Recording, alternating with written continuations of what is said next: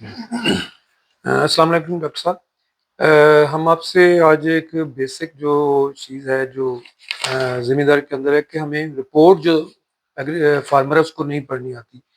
तो हमें आप ज़रा सिंपल तरीके से बताएँगे कि अगर एक जो एनालिसिस है ज़मीन का, उसकी रिपोर्ट को कैसे पढ़ना है और उससे कैसे हमें पता चलेगा कि कौन-सी खाद की कितनी ज़रूरत है? अच्छा, ये doctor Naveed, university of agriculture Faisalabad. ये बहुत अच्छा क्वेश्चन है कजूम साहब। कि वाकई अव्वल तो हमारा फार्मर सॉइल को उसको पता ही नहीं कि सॉइल का टेस्ट भी किया जाता है।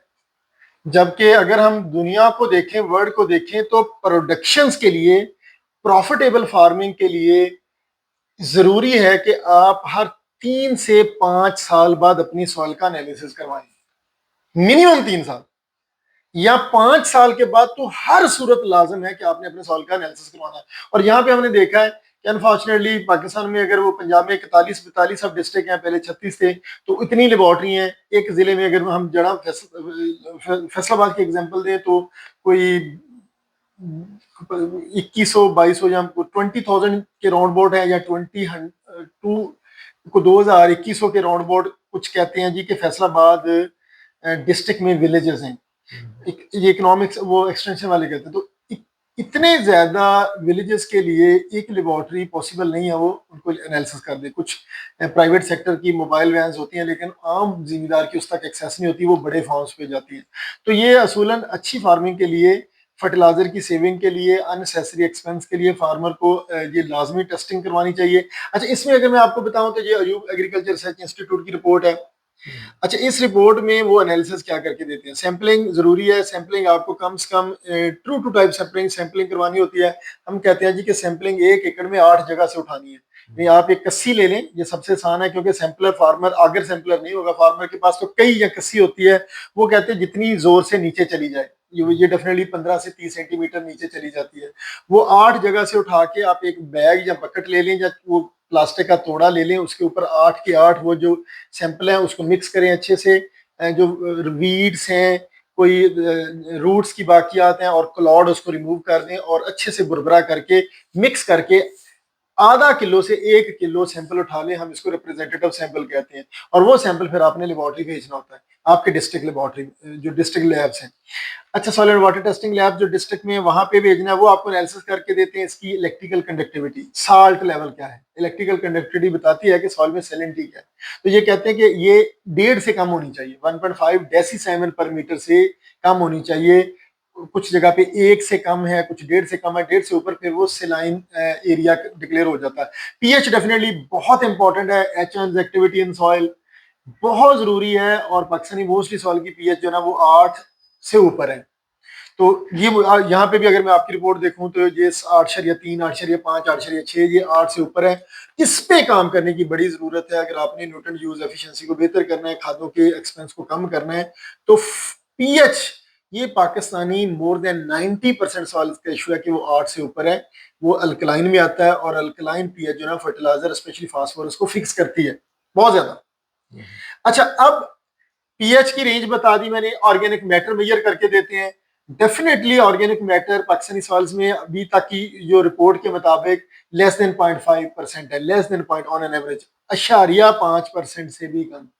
लेकिन एक अच्छी सॉइल्स जो समझी जाती है, उसका ऑर्गेनिक मैटर 1% तक होना चाहिए। वैसे तो इंटरनेशनली या बहुत सारे कंट्रीज में 2-2.5% भी होता है, लेकिन पाकिस्तानी सॉइल में मैं समझता हूँ कि 1 और 1.5% से लेकर 1.5% तक, या 1% भी बहुत है जिन सॉइल में ऑर्गेनिक मैटर है, वो एक अच्छी सॉइल कंसिडर की जाती है। तो आपकी सॉइल में एक के नीचे भी है, और थोड़ा सा 1 से ऊपर भी है। अवेलेबल फास्फोरस अगला पैरामीटर। नाइट्रोजन मेजर नहीं करते, क्योंकि नाइट्रोजन 100% डेफिशिएंट होती है। यानी हम ये अज्यूम करते हैं, जो हमारा जो soil water testing lab assume करता है कि जो सॉइल्स हैं उसमें नाइट्रोजन डालनी है, उसके बगैर क्रॉप हो ही नहीं सकती। तो वो नहीं पैरामीटर मेजर करते। अवेलेबल फास्फोरस हम ये कहते हैं कि अगर 10 पीपीएम से नीचे है, ऑल्सन पी भी कहते हैं अवेलेबल फास्ट, 10 पीपीएम से नीचे तो वो डेफिशिएंट है। 10 से 15 पीपीएम के दरमियान मीडियम है, और 15 पीपीएम से अगर ऊपर है तो वो ऑप्टिमम में आता है। तो अगर हम 2 बैग डीएपी डालते हैं तो वो 18 से 20 पीपीएम सॉइल में फास्फोरस का ऑल्सन पी आ जाता है, जो ये जाहिर करता है कि ये ऑप्टिमम है। अदरवाइज जब हम हार्वेस्टिंग करवाते हैं तो आपकी सॉइल में 4 ppm, 5 ppm, 3 ppm, कुछ जगह पे 12-13 ppm है, मीडियम रेंज है, लेकिन ये डेफिशिएंट रेंज में आ रहा है आपका जो फास्फोरस ऑल्सन पी है। अच्छा, आगे हम बात करें तो अवेलेबल पोटाश, पोटाश जो है ना, कहते हैं कि अब ये काफी माइन हो गया, पहले नहरी पानी काफी ज्यादा था, तो नहरी पानी से काफी सारी जो मिनरल्स आते हैं वो पोटाश का सोर्स होते हैं। फार्मर्स ने बड़े अरसे तक पोटाश नहीं ऐड की, लेकिन अब ट्यूबवेल का पानी लगता है ज्यादा और इंटेंसिव क्रॉपिंग है, 2 फसलें 3 फसलें भी लोग ले रहे हैं, तो इंटेंसिव क्रॉपिंग की वजह से और नहरी पानी की कमी की वजह से पोटाश सीवियरली माइन हुई है पाकिस्तानी सॉइल से। तो ये फार्मर को देख रहे हैं, अगर मैं आपकी सॉइल में देखूं तो 102, 104, 147, 113, इवन 100 से भी कम है, ये लार्मिंग है। वो सॉइल जिनमें पोटाश 100 से कम है, वहां पे हर सूरत पोटाश ऐड करनी है, सोर्स कोई भी ले लें, एमओपी ले लें, लेकिन ये पीएम तो बहुत ये लार्मिंग है। ये किसी जमाने में मैं जो देखता था ये 200-250 पीपीएम पोटाश का लेवल होता था, लेकिन अब 150 पीपीएम तक तो होना चाहिए हर सूरत।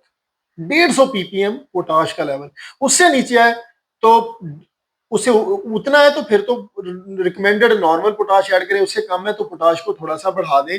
आपकी पोटाश जो है ना सॉइल में, वो बहुत सारी डिजीजेस के अगेंस्ट पौधे को इम्यूनिटी देती है, न्यूट्रिएंट की ट्रांसलोकेशन में रोल प्ले करती है, स्ट्रेसेस के अगेंस्ट पौधे को बेहतर करती है, मेच्योरिटी में वैल्यू एडिशन या अच्छी क्वालिटी में भी इसका काफी रोल है, तो पोटाश को काफी फोकस करने की जरूरत है।